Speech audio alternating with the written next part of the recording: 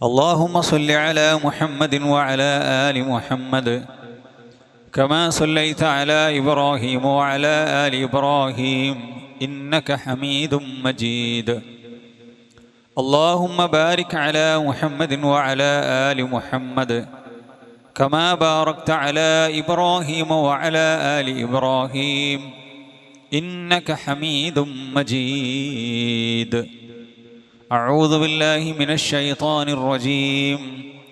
يا أيها الذين آمنوا اتقوا الله حق تقاته ولا تموتن إلا وأنتم مسلمون. أما بعد فإن خير الحديث كتاب الله وخير الهدي هدي محمد صلى الله عليه وسلم وشر الأمور محدثاتها وكل محدثة بدعة وكل بدعة ضلالة وكل ضلالة في النار. ഏറെ ബഹുമാനമുള്ള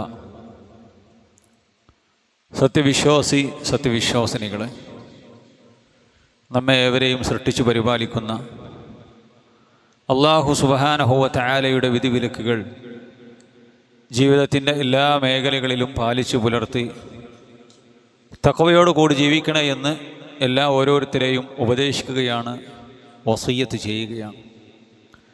അല്ലാഹു തആല അവൻ്റെ മുത്തഖികളുടെ കൂട്ടത്തിൽ നമ്മെ ഏവരെയും ഉൾപ്പെടുത്തി അനുഗ്രഹിക്കുമാറാവട്ടെ.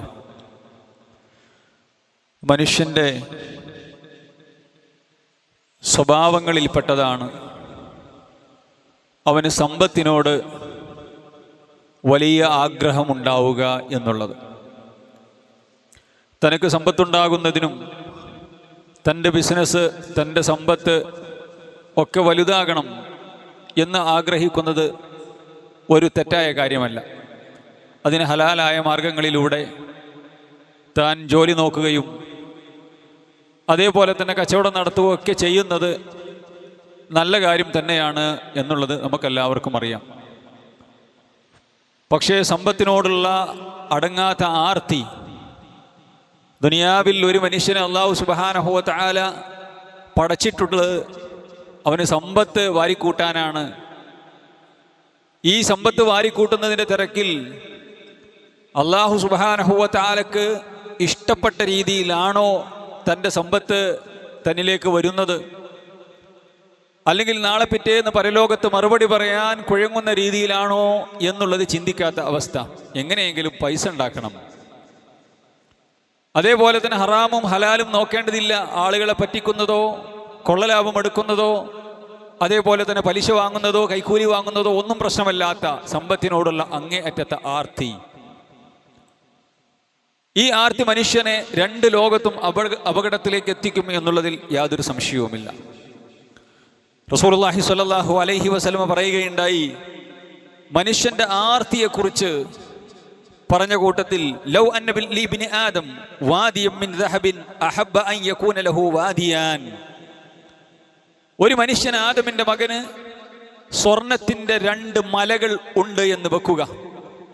സ്വർണത്തിന്റെ 2 മലകൾ, സ്വർണം കുഴിച്ചെടുക്കുന്ന 2 കനികൾ അല്ലെങ്കിൽ മലകൾ അവനുണ്ട് എന്ന് വെക്കുക.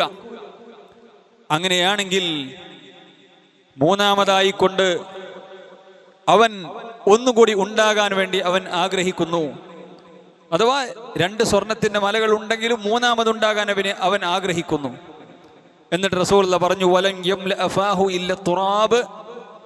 അവൻ്റെ വായ മണ്ണല്ലാതെ നിറക്കുകയില്ല. അഥവാ ഇവൻ്റെ ഈ ആർത്തി, അങ്ങേയറ്റത്തെ ആർത്തി, അത് അവനെ കബറിലേക്ക് വെച്ച് അവൻ്റെ ശരീരം അത് മണ്ണ് തിന്ന് അവൻ്റെ വായിലേക്ക് മണ്ണെത്തുന്നത് വരെ, അഥവാ മരിക്കുന്നത് വരെ, മരണത്തിൻ്റെ സമയം വരെ അവന് ഈ ആർത്തി ഉണ്ടായിക്കൊണ്ടേയിരിക്കും. വയതൂബുല്ലാഹു അലാ മൻ താബ. തൗബ ചെയ്യുന്ന ആളുകൾക്ക് അല്ലാഹു സുബ്ഹാനഹു വ തആല പുറത്തു കൊടുക്കുന്നതാണ് എന്ന് റസൂലുള്ളാഹി സ്വല്ലല്ലാഹു അലൈഹി വസല്ലം നമുക്ക് പഠിപ്പിച്ചു തരികയാണ്. ഈ ഹദീസിൽ നിന്നും നമുക്ക് മനസ്സിലാകുന്നൊരു കാര്യമുണ്ട്. ഒരു സ്വർണത്തിൻ്റെ പർവ്വതം, മല എന്ന് പറഞ്ഞാൽ അതിൻ്റെ ഒരു ചെറിയ ശകലം പോലും വേണ്ടി വരില്ല അവനും അവൻ്റെ തലമുറക്കും ജീവിക്കാൻ. ഇങ്ങനെയുള്ള ഇത്ര വിശാലമായ സമ്പത്ത് അവനുണ്ടായിട്ടും വീണ്ടും ഉണ്ടാകണമെന്ന് അവൻ ആഗ്രഹിക്കുന്നു. മരണമല്ലാതെ ഇവന്റെ ഈ അത്യാഗ്രഹത്തിൽ നിന്നും ആർത്തിയിൽ നിന്നും അവനെ പിടിച്ചു മാറ്റുന്ന മറ്റൊരു സംഗതിയുമില്ല എന്ന് റസൂലുള്ളാഹി സ്വല്ലല്ലാഹു അലൈഹി വസല്ലം പഠിപ്പിക്കുകയാണ്. അനസ് റളിയല്ലാഹു അൻഹു റിപ്പോർട്ട് ചെയ്യുന്ന മറ്റൊരു ഹദീസിൽ കാണാം, യഹ്റമു ഇബ്നു ആദം വയശീബു മിൻ ഇസ്നാനി അൽ ഹിർസു അലൽ മാലി വൽ ഹിർസു അലൽ ഉംരി. ആദമിന്റെ മോന് വയസ്സാകും, ആദമിന്റെ മകന് അവന് നരബാധിക്കും, അല്ലെങ്കിൽ അവന് വയസ്സാകും. പക്ഷേ ഈ മനുഷ്യന്റെ രണ്ട് കാര്യങ്ങൾ എപ്പോഴും യുവത്വത്തിലായിരിക്കും. എന്താണ് ആ രണ്ട് കാര്യങ്ങൾ? അൽ ഹിർസു അലൽ മാൽ വൽ ഹിർസു അലൽ ഉംർ. സമ്പത്ത് ഏറെ ഉണ്ടാകണം, വയസ്സേറെ ചെന്നിട്ടുണ്ടാകും, 80ഉം 85ഉം. ആ സമ്പത്ത് സക്കാത്ത് കൊടുക്കാതെ, സദക്ക കൊടുക്കാതെ, അള്ളാന്റെ മാർഗത്തിൽ ചെലവഴിക്കാതെ എത്രയോ സമ്പത്തുണ്ട്, എത്രയോ വരുമാനമുണ്ട്. എൻ്റെ അവസാന സമയമായി എന്ന് പോലും ചിന്തിക്കുന്നില്ല. അള്ളാന്റെ മാർഗത്തിൽ കുറച്ച് കൊടുത്ത് ഞാൻ പരലോകത്തേക്ക് ഉണ്ടാക്കട്ടെ എന്നൊന്നും ചിന്തയില്ല. അവ വയസ്സേറെ ചെന്നിട്ടുണ്ടെങ്കിലും ആദമിന്റെ മകന് വയസ്സേറെ ചെല്ലുന്നു. പക്ഷേ രണ്ട് കാര്യങ്ങൾ അവന് യുവത്വത്തിലായിരിക്കും. ഒന്ന് സമ്പത്തിനോടുള്ള ആർത്തിയും, അതേപോലെ തന്നെ കൂടുതൽ ആയുസ്, നല്ല ആരോഗ്യത്തോടു കൂടി കൂടുതൽ ആയുസ് ഉണ്ടാകണം, കൂടുതൽ ഭൂമിയിൽ ജീവിക്കണം എന്നുള്ള ആർത്തിയും. ഈ രണ്ട് കാര്യങ്ങൾ എപ്പോഴും യുവത്വത്തിലായിരിക്കുമെന്ന് മുത്ത് മുഹമ്മദ് മുസ്തഫ സ്വല്ലല്ലാഹു അലൈഹി വസല്ലം. ഇപ്പം ജീവിക്കാനുള്ള പൂതി, ആഗ്രഹം, അതേപോലെ തന്നെ സമ്പത്തിനോടുള്ള ഒടുങ്ങാത്ത ആർത്തി, ഇത് മനുഷ്യന്റെ അവസ്ഥയാണ്. ഇല്ലാ മൻ റഹിമല്ലാഹ്, അല്ലാഹു സുബ്ഹാനഹു വ തആലയുടെ റഹ്മത്ത് കിട്ടിയ ആളുകളുടെ കാര്യമല്ല പറയുന്നത്. ഈമാനുള്ള ഈ സമ്പത്തിൻ്റെയും അതേപോലെ തന്നെ ഈ കാഷിൻ്റെയും ഒക്കെ, ഈ ദുനിയാവിൻ്റെയും ഒക്കെ അവസ്ഥ തിരിച്ചറിഞ്ഞ പരലോകമാണ് വൽ ആഖിറതു ഖൈറു വ അബ്ഖാ എന്ന് തിരിച്ചറിഞ്ഞ അള്ളാഹുവിൻ്റെ മുഅ്മിനീങ്ങളുടെ കാര്യമല്ല ഇവിടെ പറയുന്നത്. അല്ലാഹു സുബ്ഹാനഹു വ തആല പറഞ്ഞു, വതുഹിബ്ബൂനൽ മാല ഹുബ്ബൻ ജമ്മാ. നിങ്ങൾ സമ്പത്തിന് അങ്ങേയറ്റം ഇഷ്ടപ്പെടുകയും ചെയ്യുന്നു, അങ്ങേയറ്റം ഇഷ്ടപ്പെടുകയും ചെയ്യുന്നു. വഇന്നഹു ലിഹുബ്ബിൽ ഖൈരി ലശദീദ്. അവന് സമ്പത്തിനോടുള്ള ഇഷ്ടം അങ്ങേയറ്റമാണ്. സമ്പത്തിനെ ഇഷ്ടപ്പെടണ്ട എന്നല്ല പറഞ്ഞത്, ഞാൻ സൂചിപ്പിച്ചു. മാന്യമായ രീതിയിൽ സമ്പത്ത് ഉണ്ടാക്കുന്നതും ബിസിനസ് അഭിവൃദ്ധിപ്പെടുത്തുന്നതുമൊക്കെ നല്ല കാര്യം തന്നെയാണ്. പക്ഷേ അങ്ങേയറ്റത്തെ ആഗ്രഹം, ഇതിനെ വിശദീകരിച്ചുകൊണ്ട് ഇമാം നാസിർ സഅദി റഹ്മത്തുള്ളാഹി അലൈഹി പറയാണ്, സമ്പത്തിനോടുള്ള ഈ ആർത്തി ഉണ്ടാകുമ്പോൾ മനുഷ്യൻ എന്ത് സംഭവിക്കും? അടങ്ങാത്ത, ഇസ്ലാം പ്രോത്സാഹിപ്പിക്കാത്ത ആർത്തി ഉണ്ടാകുമ്പോൾ എന്ത് സംഭവിക്കുന്നു? ഇവിടെ പറയുകയാണ്, ഐ അൽ ഇൻസാനി ലിഹുബ്ബിൽ ഖൈരി ഐ അൽ മാൽ. മാലിനോടുള്ള, സമ്പത്തിനോടുള്ള അവന്റെ ആർത്തി ഷദീദാണ്, അതികഠിനമാണ്. എങ്ങനെ ഉണ്ടാക്കുക, ആരെയും പറ്റിക്കുക, പൈസ നമ്മളെ പോക്കറ്റിലേക്ക് വന്നാൽ മതി, നമ്മുടെ അക്കൗണ്ടിലേക്ക് വന്നാൽ മതി എന്നാണ് അവന്റെ ചിന്ത. ഐ കസീറുൽ ഹുബ്ബിൽ മാൽ, മാലിനോടുള്ള അങ്ങേയറ്റത്തെ ആഗ്രഹമാണ്. വഹുബ്ബുഹു ലിദാലിക വഹുവല്ലദീ ഔജബ ലഹു തർക്കൽ ഹുഖൂഖിൽ വാജിബതി അലൈഹി. ഈ സമ്പത്തിനോടുള്ള ആർത്തി ഉണ്ടാകുമ്പോൾ അവനോട് ആ ജീവിതം അവനെ പ്രേരിപ്പിക്കുന്നത് അവൻ നിർബന്ധമായും ചെയ്യേണ്ട ബാധ്യതകളെ അവൻ മറക്കുന്നു. എന്താണ് നിർബന്ധമായും ചെയ്യേണ്ട ബാധ്യതകൾ? സക്കാത്ത് കൊടുക്കുന്നതിൽ കണിശതയില്ല, അതാണ് നിർബന്ധമായ ഒന്നാമത്തെ ബാധ്യത. അതേപോലെ തന്നെ സദക്കകളും ദാനധർമ്മങ്ങളും ചെയ്യുന്നതിൽ അമ്പെ പിന്നിലേക്ക് പോകുന്നു. ഹറാമിൽ നിന്ന്, സാമ്പത്തികമായ രംഗത്ത് ഹറാമിൽ നിന്നും വിട്ടു നിൽക്കണം. ഹറാമിന്റെ ഒരു തരി കാശ് പോലും, 5 നയ പൈസ പോലും തൻ്റെ സമ്പത്തിലേക്ക്, തൻ്റെ ഭക്ഷണത്തിലേക്ക്, തൻ്റെ വീട്ടിലേക്ക്, തൻ്റെ കുടുംബത്തിലേക്ക്, തൻ്റെ വാഹനത്തിലേക്ക് വരരുത് എന്നുള്ള അങ്ങേയറ്റത്തെ ആഗ്രഹം ഉണ്ടാകേണ്ട മനുഷ്യൻ, അല്ലെങ്കിൽ അങ്ങനെ പഠിപ്പിക്കപ്പെട്ട മനുഷ്യൻ അതെല്ലാം കൈയൊഴിയുന്നു. ഇതാണ് വാജിബാത്തുകൾ. എന്തൊക്കെയാണ്? ഹറാമിൽ നിന്നും വിട്ടുനിന്ന ജീവിതം ഉണ്ടായിരിക്കണം, അതും അവൻ ശ്രദ്ധിക്കുന്നില്ല. ഖദ്ദമ ശഹവത നഫ്സിഹി അലാ റിളാ റബ്ബിഹി. അല്ലാഹു സുബ്ഹാനഹു വ തആലയുടെ തൃപ്തിയേക്കാൾ, അള്ളാഹുവിൻ്റെ ഇച്ഛയേക്കാൾ ദേഹേച്ഛക്കാണ് അവൻ പ്രാധാന്യം കൊടുക്കുന്നത്. സമ്പത്ത് ഉണ്ടാക്കണം, സമ്പത്ത് എങ്ങനെയായാലും അത് ഉണ്ടാക്കി കിട്ടണം. അത് എന്താണോ ഹലാലോ ഹറാമോ നോക്കേണ്ട ആവശ്യമില്ല. വകുല്ലു ഹാദാ ലിഅന്നഹു ഖസറ നദ്റുഹു അലാ ഹാദിഹി ദാർ. ഈ ദുനിയാവാണ് അവൻ്റെ എല്ലാം, പരലോകം വിഷയമല്ല. അപ്പൊ സഹോദരന്മാരെ, അടങ്ങാത്ത സമ്പത്തിനോടുള്ള പ്രേമം, ആർത്തി ഉണ്ടെങ്കിൽ അവൻ ദുനിയാവിൻ്റെ ആളായി മാറും, പരലോകം അവന് പ്രശ്നമല്ലാതെയാകും. അല്ലാഹു സുബ്ഹാനഹു വ തആലയുടെ ആഖിറത്തിന്റെ വിഷയത്തിൽ അവൻ അശ്രദ്ധനാകും. അതുകൊണ്ട് സമ്പത്തിനോട് താല്പര്യം വേണം സഹോദരന്മാരെ. നമ്മുടെ മക്കൾക്ക്, അതേപോലെ തന്നെ നമ്മുടെ തലമുറക്ക് ഒക്കെ സമ്പത്ത് കൈമാറിക്കൊണ്ട് തന്നെയാണ് പോകേണ്ടത്. അല്ലാഹുവിന്റെ റസൂലിന്റെ സഹാബി സക്രാത്തുൽ മൗത്തിന്റെ സമയത്ത്, മരിക്കുന്നതിന് മുമ്പുള്ള സമയത്ത് റസൂലുള്ളാഹി സ്വല്ലല്ലാഹു അലൈഹി വസല്ലമയോട് ചോദിച്ചാൽ, അല്ലാഹുവിന്റെ റസൂലേ, ഞാൻ എൻ്റെ സമ്പത്ത്, ഒരുപാട് സമ്പത്തുണ്ട് എനിക്ക്, അതൊക്കെ ഞാൻ അള്ളാന്റെ മാർഗത്തിൽ കൊടുക്കട്ടെ. റസൂൽ അനുവദിച്ചില്ല. പൗതി കൊടുക്കട്ടെ, അനുവദിച്ചില്ല. ഇന്ന് 1/3 കൊടുക്കട്ടെ. ഈ സമയത്ത് റസൂലുള്ളാഹി സ്വല്ലല്ലാഹു അലൈഹി വസല്ലം പറഞ്ഞു, അസ്സുലുസു കസീർ, 1/3 തന്നെ ധാരാളമാണ്, അത് കൊടുത്താൽ മതി. കാരണം നിന്റെ അനന്തരാവകാശികളെ സമ്പത്തില്ലാത്തവരായിക്കൊണ്ട്, പാവപ്പെട്ടവരായിക്കൊണ്ട്, മറ്റുള്ളവരുടെ മുമ്പിൽ കൈനീട്ടുന്നവരായിക്കൊണ്ട് ഉപേക്ഷിക്കാതിരിക്കുന്നതാണ് നിനക്ക് നല്ലത്. അവർക്ക് സമ്പത്ത് വേണം, അനന്തരാവകാശികൾക്ക് ജീവിക്കണം. അപ്പൊ അതൊക്കെ ഇസ്ലാം പ്രോത്സാഹിപ്പിച്ച കാര്യമാണ്. അതിലപ്പുറം സഹോദരന്മാരെ, ഇങ്ങനെ സമ്പത്തിനോടുള്ള ഒടുങ്ങാത്ത ആർത്തിയും അല്ലാഹു സുബ്ഹാനഹു വ തആല പഠിപ്പിച്ച ദീനിന്റെ നിയമനിർദ്ദേശങ്ങൾ അത് പാലിക്കുന്നതിൽ, സകാത്ത് കൊടുക്കുന്നതിൽ, സദഖ കൊടുക്കുന്നതിൽ, അതേപോലെ തന്നെ സമ്പത്തിന്റെ വിഷയത്തിൽ ഹറാം കലരുന്നതിൽ ഒക്കെ ശ്രദ്ധിക്കാത്ത ജീവിതം, അതാണ് ഈ പറയപ്പെട്ടത്, ആക്ഷേപിക്കപ്പെട്ടത് എന്ന് നമ്മൾ മനസ്സിലാക്കണം. റസൂലുള്ളാഹി സ്വല്ലല്ലാഹു അലൈഹി വസല്ലം ഒരു ഹദീസിലൂടെ പറഞ്ഞു. എന്താണ് ഹദീസ്? റസൂലുള്ള പറയുകയാണ്, തൈസ അബ്ദുദ് ദീനാർ വ അബ്ദുദ് ദിർഹം. നമ്മൾ കേട്ട ഹദീസാണ്. ദീനാറിന്റെയും ദിർഹമിന്റെയും അടിമ നശിച്ചതു തന്നെ. ദീനാറിനും ദിർഹമിനും അടിമയുണ്ടോ? ഉണ്ട് സഹോദരന്മാരെ. കോടിക്കണക്കിന് അടിമകൾ സമ്പത്തിന്റെ അടിമയാണ്. നമ്മൾ സമ്പത്തിനെ നമ്മുടെ അടിമയാക്കി വെക്കണം. എൻ്റെ സമ്പത്ത് പടച്ചറപ്പിന് തൃപ്തിപ്പെട്ട രീതിയിലാണ് ഞാൻ ചെലവഴിക്കുന്നത്, ആ രീതിയിലാണ് എൻ്റെ പോക്കറ്റിലേക്ക് എത്തുന്നത്, എൻ്റെ അക്കൗണ്ടിലേക്ക് എത്തുന്നത് എന്ന് മനുഷ്യനെ തീരുമാനിക്കണം.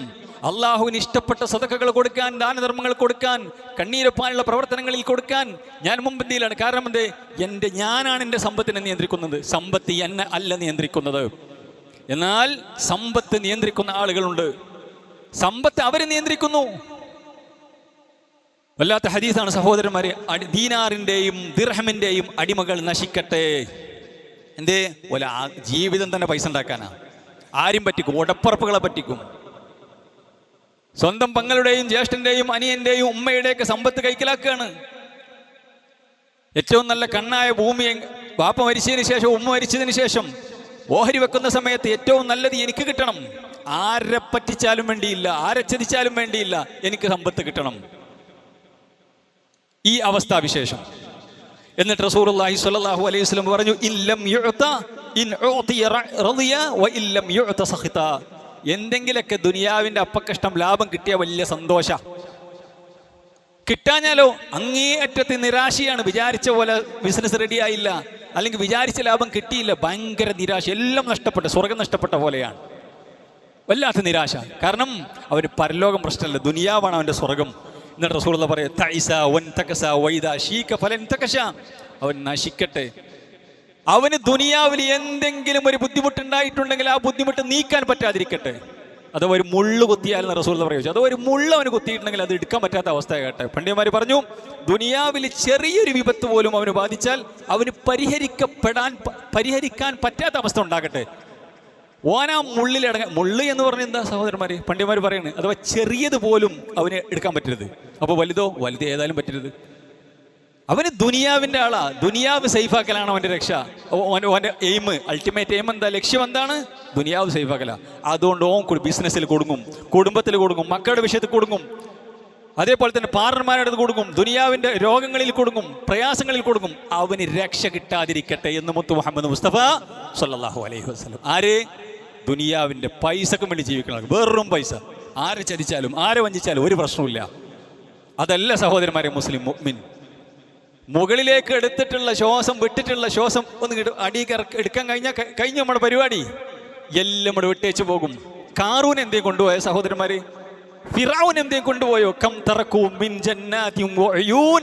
എത്രയെത്ര കോട്ടകളാ, എത്രയെത്ര തോട്ടങ്ങളാണ്, കോടിക്കണക്കിന് രൂപ വരുന്ന വലിയ വലിയ തോട്ടങ്ങൾ, അരുവികൾ, എത്രയെത്ര സമ്പത്താണ്, കോടിക്കണക്കിനുള്ള സമ്പത്താണ് എല്ലാം ഇട്ടേച്ച് പോയത്. ഒന്നും കൊണ്ടുപോയില്ല. എന്തെങ്കിലും കൊണ്ടുപോകുമോ സഹോദരന്മാരെ? ഒരു കഫം പുടവയില്ലാതെ എന്തെങ്കിലും ഒന്നും കൊണ്ടുപോകില്ല. ആ കഫം പുടവിൻ്റെ ഉള്ള കാലുമേ 2 സോക്സ് ധരിച്ചു കൊണ്ട് പോകട്ടെ എന്ന് തീരുമാനിച്ച് നടക്കോ? ഇല്ല. കഫം തയ്യാറാക്കുന്ന, കഫം ചുറ്റുന്ന ആള് കാലുമ സോക്സ് ഇടാൻ പറ്റൂല. ഒന്നും അതല്ലാതെ കൊണ്ടാൻ പറ്റൂല. ഒരു 100 റുപ്യേൻ്റെ നോട്ടേറെ കൊണ്ടിട്ട് കൊണ്ടാൻ പറ്റൂല. കൊണ്ടുപോകാം എങ്ങനെയാണെങ്കിൽ കോടിക്കണക്കിന് രൂപ കൊണ്ടുപോകാം. അള്ളാന്റെ മാർഗത്തിൽ കൊടുത്താൽ അതൊക്കെ കൊണ്ടുപോകുന്നതാണ്. ബാക്കിയൊക്കെ മടങ്ങും, അവന്റെ സമ്പത്ത് മടങ്ങും. റസൂലുള്ളാഹി പറഞ്ഞല്ലേ, ഖബറിന്ന് ആ സംഭവം ആലോചിച്ച് നോക്കി സഹോദരന്മാർ. എത്ര ആൾക്കാരെ നമ്മൾ കണ്ടു. നമ്മൾ ഖബറിലേക്ക് ഇറക്കി വെച്ച് മൂടുപലക മൂടി 3 പടി മണ്ണിട്ട് തസ്ബീഹ് ചൊല്ലി, അല്ലാഹുമ്മ സബ്ബിത്ഹു ഇൻദ സുആൽ, അല്ലാഹുമ്മ അൽഹിമുൽ ജവാബ്. കുറേ ആളുകൾ ഇങ്ങനെ കൂടിയിരുന്ന് ചെല്ലുന്നു. അകന്ന ബന്ധുക്കളും അകന്ന ആളുകളൊക്കെ കുറച്ച് കഴിഞ്ഞ് അങ്ങനെ വാങ്ങും. പിന്നെ വാപ്പയുണ്ടെങ്കിൽ വാപ്പ, അല്ലെങ്കിൽ പിന്നെ ജ്യേഷ്ഠന്മാരോ അനിയന്മാരോ കുട്ടികളോ മക്കളൊക്കെ ഉണ്ടെങ്കിൽ ഓല് കുറച്ചേരം കൂടി നിൽക്കും. അത് കഴിഞ്ഞാൽ ഓലും മടങ്ങും. റസൂലുള്ളാഹി പറഞ്ഞു 3 സംഭവങ്ങൾ മയ്യത്തിനെ പിന്തുടരും. ഒന്നും എൻ്റെ അമലാണ്, രണ്ടും എൻ്റെ സമ്പത്താണ്, ഒന്നും എൻ്റെ കുടുംബമാണ്.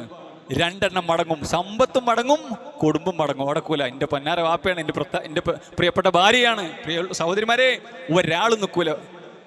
പ്രിയമുള്ള ഉമ്മമാരെ, ഒരാളും ഒരു നിശ്ചയ സമയത്തിനപ്പുറം ആ കബറിങ്ങ് നിൽക്കൂല. കബർ കയറി കിടക്കൂല. എടുത്തൊരു കാര്യമില്ല.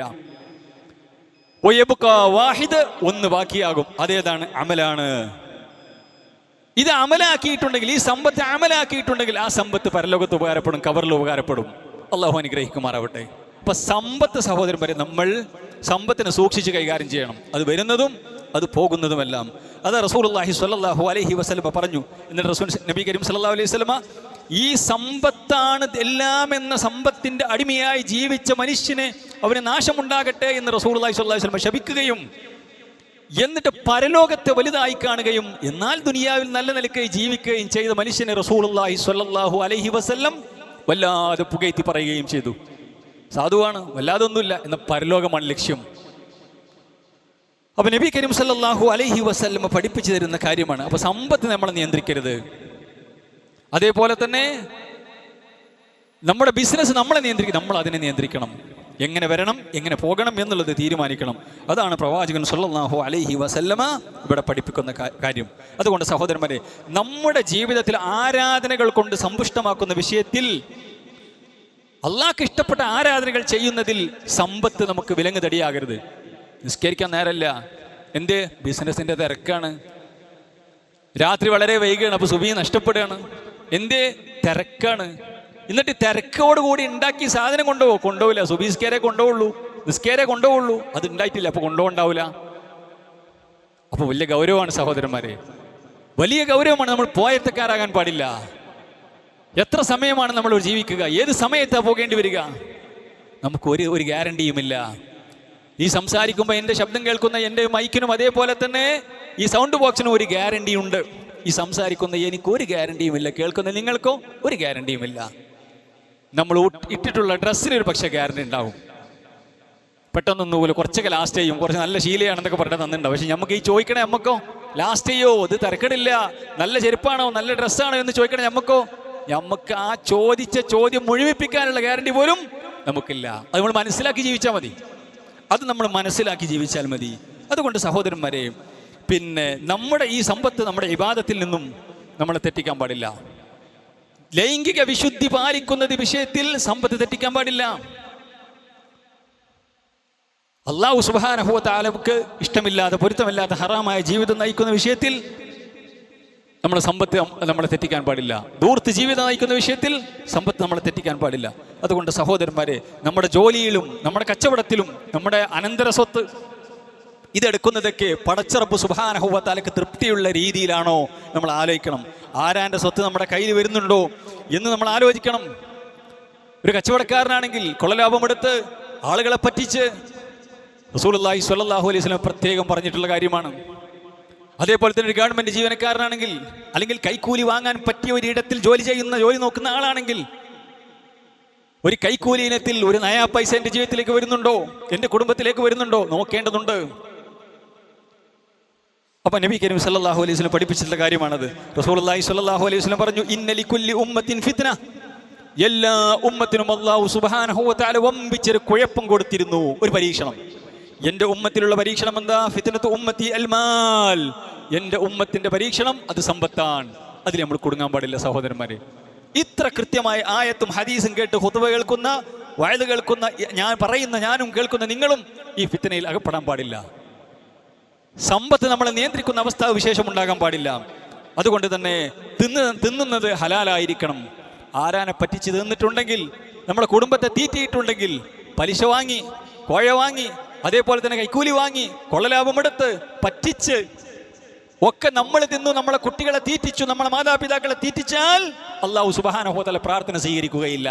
പ്രാർത്ഥന സ്വീകരിക്കാൻ ഷർത്താണ്, നിബന്ധനയാണ്, കണ്ടീഷനാണ് എന്ത്? ഹലാല് തിന്നണം. ഹലാല് തിന്നണം എന്നുള്ളത്.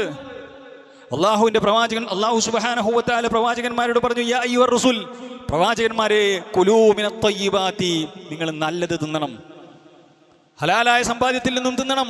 വഅമലൂ സ്വാലിഹാ, നിങ്ങൾ നന്മ പ്രവർത്തിക്കണം. ഇന്നി ബിമാ തഅമലൂന അലീം, നിങ്ങൾ ചെയ്യുന്നത് ഞാൻ കൃത്യമായി അറിയുന്നുണ്ട്. അപ്പൊ ഹലാല് തിന്നാലേ നല്ലത് ചെയ്യാൻ പറ്റുള്ളൂ.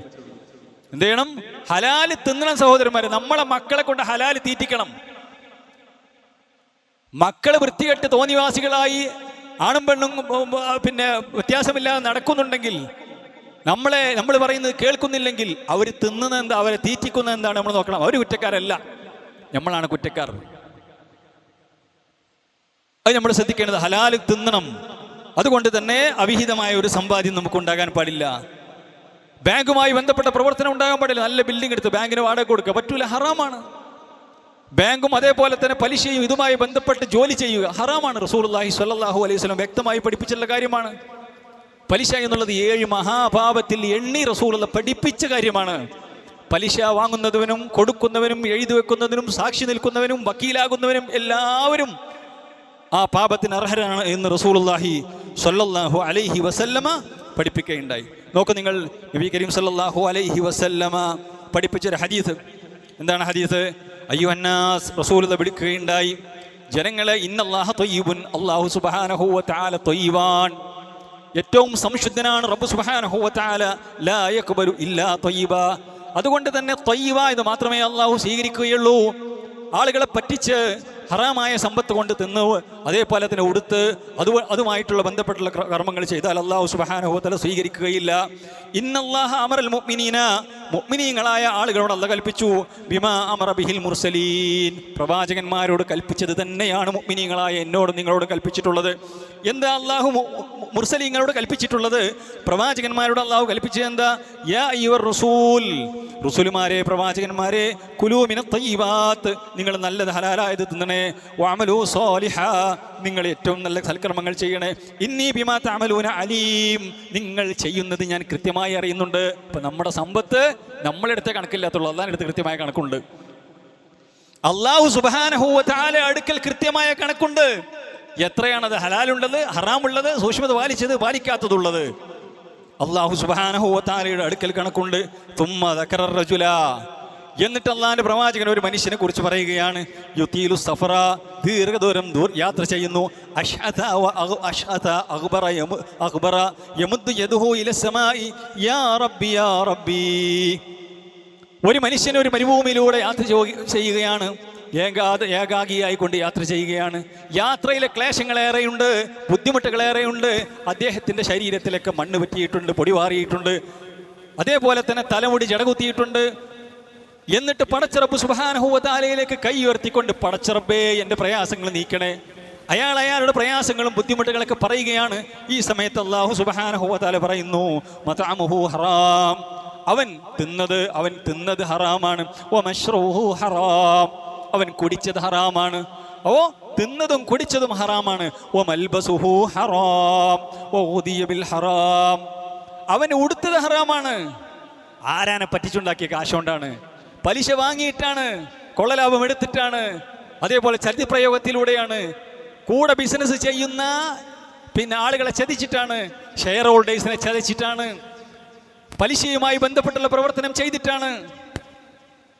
എന്നിട്ട് അങ്ങനെ തിന്നു, അങ്ങനെ കുടിച്ചു, ആ വീട്ടിൽ താമസിക്കുന്നു, അങ്ങനെയുള്ള വാഹനങ്ങൾ ഉപയോഗിക്കുന്നു, ലോൺ എടുത്ത വാഹനങ്ങൾ, പലിശയുമായി ബന്ധപ്പെട്ടിട്ടുള്ളത് എല്ലാം ഹറാമാണ്. അല്ലാഹു ചോദിക്കുകയാണ്, ഫഅന്നാ യുസ്തജാബു ലിദാലിക, അവൻ എങ്ങനെയാ ഉത്തരം കൊടുക്കുക? അവന് ഉത്തരം കൊടുക്കണ പ്രശ്നമില്ല എന്ന് അല്ലാഹു സുബ്ഹാനഹു വ തആല നമുക്ക് പഠിപ്പിച്ചു തരാണ് സഹോദരന്മാരെ. ഇപ്പോൾ വലിയ ഗൗരവമാണ്. കുറച്ച് പൈസ നമ്മൾ പലിശ ഉണ്ടാക്കണതോ അതേപോലെ തന്നെ ഹറാമായി ഉണ്ടാക്കണോ മാത്രമല്ല, അതിലൂടെ ഉണ്ടാകുന്ന റിസൾട്ട് എന്താണ്, അതിൻ്റെ ശിഷ്ടം എന്താണ്? അല്ലാഹു സുബ്ഹാനഹു വ തആല പ്രാർത്ഥന കേൾക്കൂല, ബറക്കത്ത് ഉണ്ടാവില്ല ജീവിതത്തിൽ. അല്ലാഹു സുബ്ഹാനഹു വ തആല ഖബറിലും അതേപോലെ തന്നെ അല്ലാഹു പിടിക്കും, പരലോകത്ത് പിടിക്കും.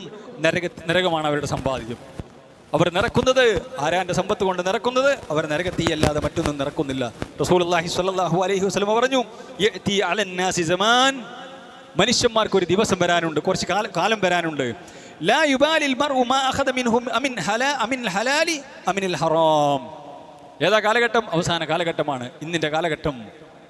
സമ്പത്ത് സമ്പാദിക്കുന്ന ആളുകൾ ഹറാമാണോ ഹലാലാണോ എന്ന് നോക്കാത്തൊരു കാലഘട്ടം വരും. നബി കരീം സല്ലല്ലാഹു അലൈഹി വസല്ലം പറയാണ്, ഒരു കാലഘട്ടം വരും, സമ്പത്ത് ഉണ്ടായാൽ മതി, ഹറാമാണോ ഹലാലാണോ നോക്കൂല, ഉണ്ടായാൽ മതി, നേടിയാൽ മതി, വാരിക്കൂട്ടിയാൽ മതി എന്ന് ചിന്തിക്കുന്നൊരു കാലം വരും എന്ന് റസൂലുള്ളാഹി സ്വല്ലല്ലാഹു അലൈഹി വസല്ലം പഠിപ്പിക്കുകയാണ്. അല്ലേ, മുൻഗാമികളുടെ കഥ പറയുന്നിടത്ത്, അവരുടെ ചരിത്രം പറയുന്നിടത്ത്, ഭർത്താക്കന്മാർ ജോലിക്ക് പോകുമ്പോൾ വാതിൽക്കൽ ഭാര്യമാര് നിൽക്കും.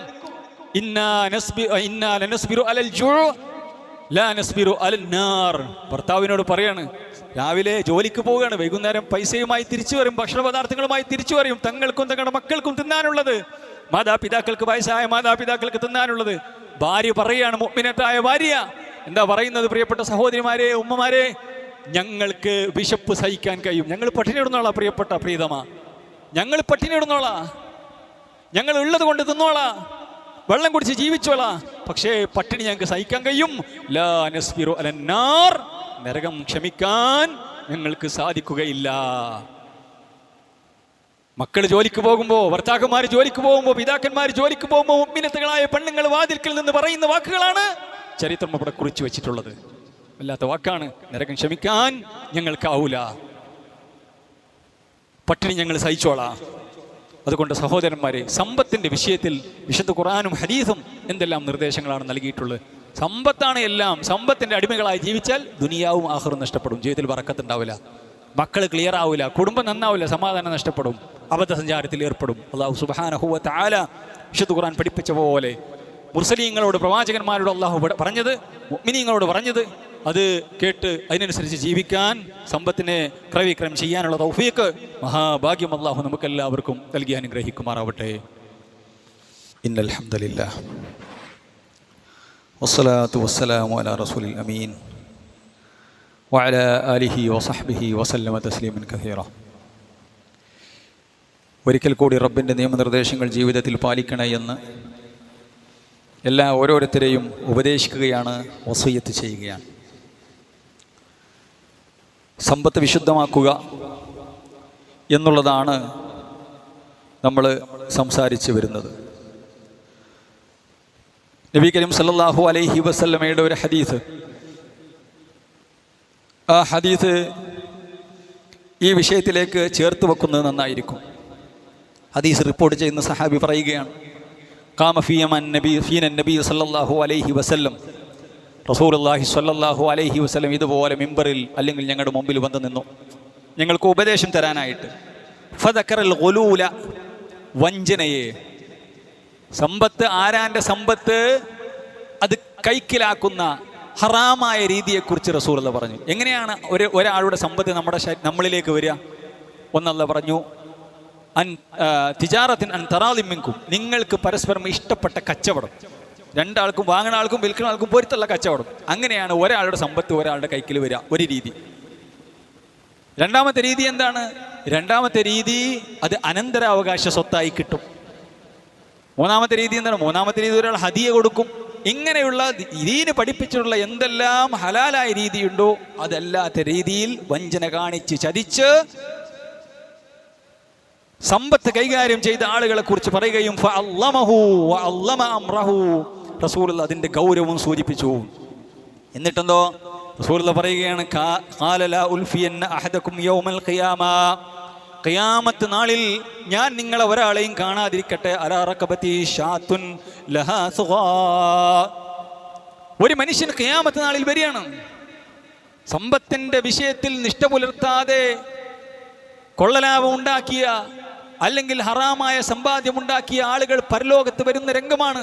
അവർ എന്താണോ അനർഹമായി എടുത്തത് അത് പിരടിയിൽ വെച്ച് കെട്ടിക്കൊണ്ടുവരുന്നു, പിരടിയിൽ വെച്ച് കെട്ടിക്കൊണ്ടുവരുന്നു. പെങ്ങളെ ഭൂമിക്കഷ്ണം, പെങ്ങളെ 1 സെന്റ് 2 സെന്റ് അല്ലെ ജ്യേഷ്ഠന്റെ, അനിയന്റെ, ഉമ്മന്റെ, വാപ്പന്റെ ആരുടേതാണോ അനന്തരാവകാശം എടുത്ത സമയത്ത് മുറിച്ച് റെഡിയാക്കി,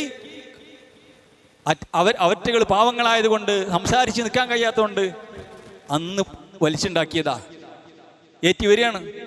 അവന്റെ പിരടയിൽ എന്തുണ്ട്?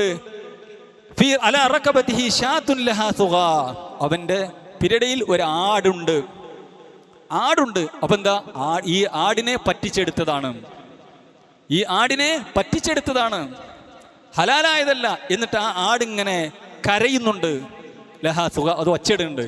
ഈ ആടിനും പിടിച്ചുകൊണ്ടാ വരുന്നത്.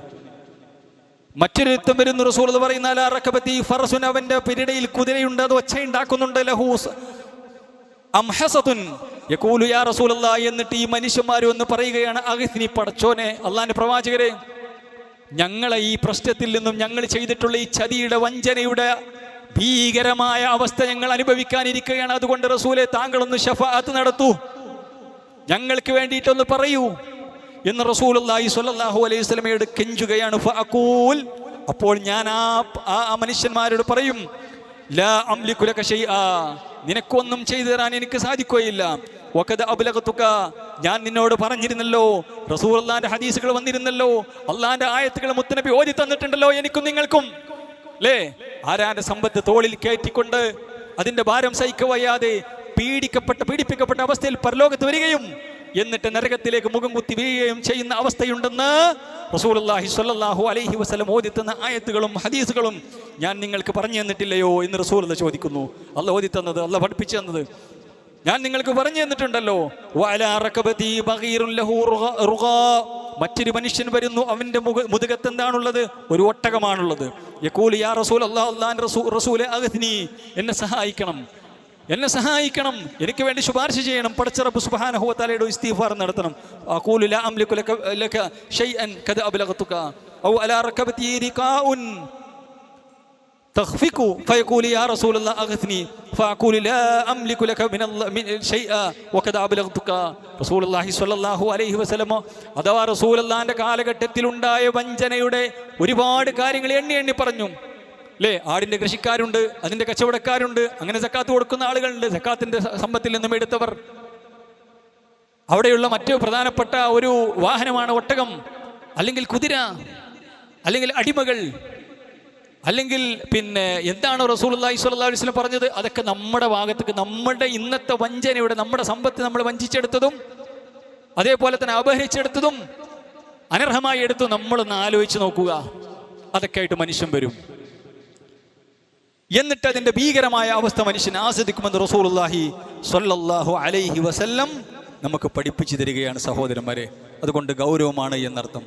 വിശുദ്ധ ഖുർആൻ സൂറത്ത് ആലി ഇമ്രാൻ ഇതിങ്ങനെ വരുന്ന എവിടെ പഠിപ്പിച്ചത്? ഹദീസിൽ പറഞ്ഞു. ഖുർആനിലും വിശുദ്ധ ഖുർആനിലും അല്ലാഹ് പറഞ്ഞു. സൂറത്ത് ആലി ഇമ്രാനിന്റെ 161 ആയത്തിൽ അല്ലാഹു പറയാണ്, വമൻ യഗ്ലുൽ, ആരെങ്കിലും ചതിപ്രയോഗത്തിലൂടെ സമ്പത്ത് കരസ്ഥമാക്കിയിട്ടുണ്ടെങ്കിൽ യഅതി ബിമാ ഗല്ല യൗമൽ ഖിയാമ, ഖിയാമത്ത് നാളിൽ അവൻ എന്താണോ അനർഹമായി എടുത്തത്, കട്ടെടുത്തതാണോ, ചതിച്ചെടുത്തതാണോ, പറ്റിച്ചെടുത്തതാണോ, അതേപോലെ തന്നെ പിന്നെ കൊള്ള നടത്തിയെടുത്തതാണോ, എന്താണോ എടുത്തിട്ടുള്ളത്, അല്ലാഹ് പറയുകയാണ് വമൻ യഗ്ലുൽ യഅതി ബിമാ ഗല്ല യൗമൽ ഖിയാമ, ഖിയാമത്ത് നാളിൽ അതുമായിട്ട് അവൻ വരും എന്ന് അല്ലാഹു സുബ്ഹാനഹു വ തആല നമുക്ക് പഠിപ്പിച്ചു തരുന്നു. അതുകൊണ്ട് സഹോദരന്മാരെ, സമ്പത്തിന്റെ വിഷയത്തിൽ നമ്മൾ സംശുദ്ധരായിരിക്കണം.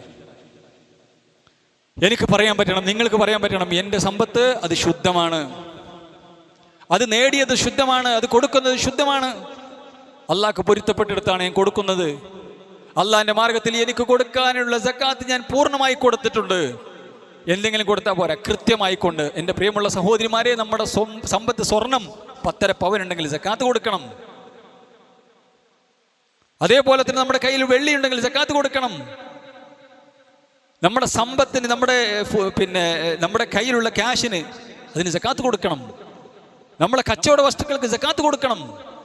സക്കാത്തിന്റെ ഏരിയയിൽ എന്തൊക്കെ പറഞ്ഞിട്ടുണ്ടോ അത് കൊടുത്തിട്ട് ശുദ്ധമാക്കണം. സക്കാത്ത് എന്ന വാക്കിന്റെ അർത്ഥം തന്നെ ശുദ്ധമാക്കുക എന്നുള്ള, ശുദ്ധിയുള്ളത് എന്നർത്ഥം. സമ്പത്ത് ശുദ്ധമാക്കണം. അല്ലാഹു സുബ്ഹാനഹു വ തആല ആ നിലക്ക് ജീവിക്കുന്ന മുത്തഖികളുടെ കൂട്ടത്തിൽ അല്ലാഹു നമ്മെ ഏവരെയും ഉൾപ്പെടുത്തി അനുഗ്രഹിക്കുമാറാവട്ടെ. റബ്ബ് സുബ്ഹാനഹു വ തആല 2 ലോകത്തും വിജയിക്കുന്ന മഹാഭാഗ്യവാന്മാരുടെ കൂട്ടത്തിൽ നമുക്കെല്ലാവർക്കും ഇടം നൽകി അനുഗ്രഹിക്കുമാറാവട്ടെ. നമ്മുടെ പാപങ്ങളെല്ലാം അല്ലാഹു സുബ്ഹാനഹു വ തആല പുറത്തു തരുമാറാവട്ടെ. റബ്ബ് സുബ്ഹാനഹു വ തആല നമ്മളിൽ നിന്ന് മരിച്ചുപോയ ആളുകൾക്ക് മഗ്ഫിറത്തും മർഹമത്തും നൽകി അവരെയും നമ്മളെയും അവരുടെ ജന്നാത്തിൽ ഫിർദൗസിൽ ഒരുമിച്ച് കൂട്ടി അനുഗ്രഹിക്കുമാറാവട്ടെ. അല്ലാഹുമ്മ ഗ്ഫിറിൽ മുഅ്മിനീന വൽ മുഅ്മിനാത്ത് വൽ മുസ്ലിമീന വൽ മുസ്ലിമാത്ത് അൽഅഹ്യാഇ മിൻഹും വൽ അംവാത്ത് ഇന്നക മുജീബുദ് ദഅവാതി വയാ ഖാദിയൽ ഹാജാത്ത്. അല്ലാഹുമ്മ അജിർനാ മിനൻ നാർ وادخلنا الفردوس يا رب العالمين. ربنا هب لنا من ازواجنا وذرياتنا قرة اعين واجعلنا للمتقين اماما. ربنا آتنا في الدنيا حسنة وفي الآخرة حسنة وقنا عذاب النار. ربنا تقبل منا انك انت السميع العليم وتب علينا انك انت التواب الرحيم.